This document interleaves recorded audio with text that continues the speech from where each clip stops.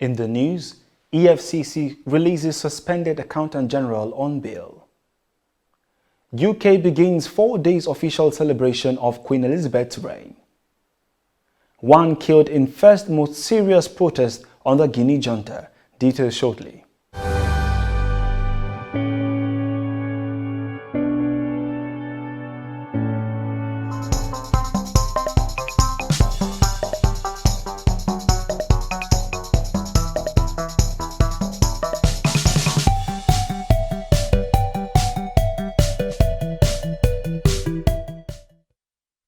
This is TOS Television, your digital first Pan-African news network. I am Merciful Ajinamo, and you are watching TOS News 360. The suspended Accountant General of the Federation, Ahmed Idris, has been released by the Economic and Financial Crimes Commission after he was arrested for his alleged involvement in a 174 billion naira fraud. Idris was released on bail from the custody of the anti-graft agency on Wednesday night in Abuja and has since been reunited with his family. Idris was nabbed by operatives of the EFCC on May 16th in connection with a series of frauds that was initially thought to be 84 billion naira. The Nigerian army on Wednesday said the prelate of the Methodist Church Nigeria, Samuel Kanu Uche, would be contacted on his allegation that its personnel were complicit in his recent kidnap. Kanu Uche, while addressing journalists after regaining his freedom from kidnappers on Tuesday, said the leader of the gang that led the operation revealed that Lagos was on their radar.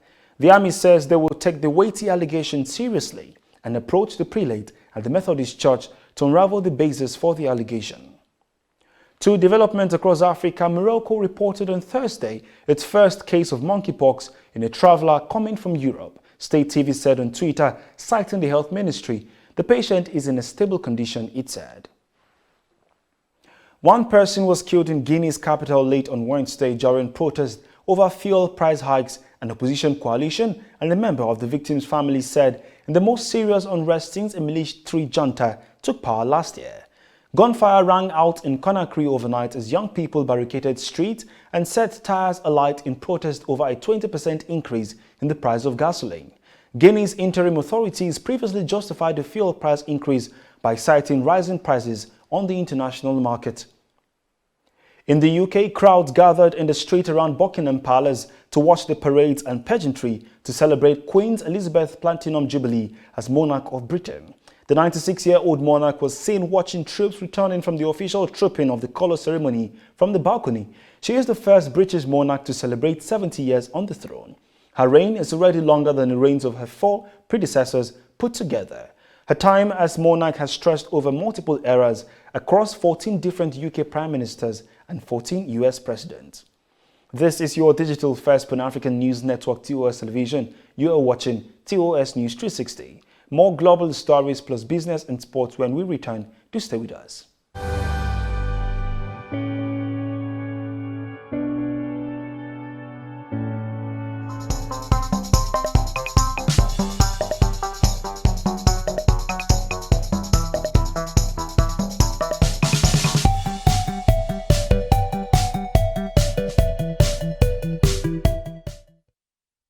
Welcome back.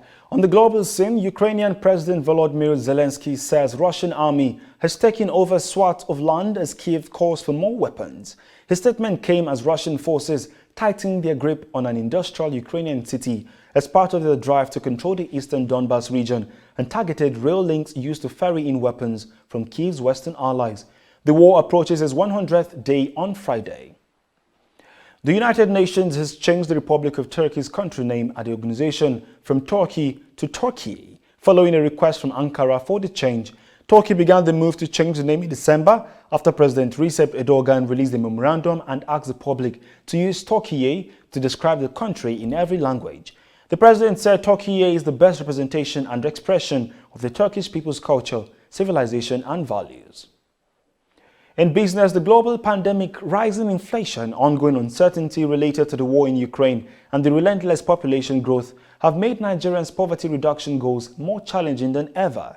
This was disclosed by World Bank economists Jonathan Lane and Jacob Engel in a post published on the bank's blog. Even before COVID-19, 4 in 10 Nigerians lived below the national poverty line, that is, some 80 million people. There are indications that Nigeria may soon start experiencing more cargo diversions to neighboring West African ports, as well as increase in freight rate due to the collapse of both Tin Can and Apapa quay aprons. A quay is part of the port where cargo is lifted or vessels are loaded and unloaded. Experts say that the collapsing of the quay aprons of the port spelt doom for Nigerian economy, noting that vessels would start moving away from Nigeria. And in sport, Argentina forward Lionel Messi has been named player of the match following his side's 3-0 win against Italy in the 2022 Finalissima in London. The 34-year-old was chosen by the UEFA Technical Observer panel, who gave Messi credit for extraordinary all-round performance during the prestigious friendly. UEFA announced this in a statement on its website on Thursday. And that is TOS News 360 on your digital-first Pan-African news network. For more updates, visit www.tostvnetwork.com. Do follow and like our social media handles on Facebook, Twitter and Instagram. And remember to subscribe on YouTube. Stay with us and enjoy more programs on the network. I am Merciful Ajinomo. Thanks for watching.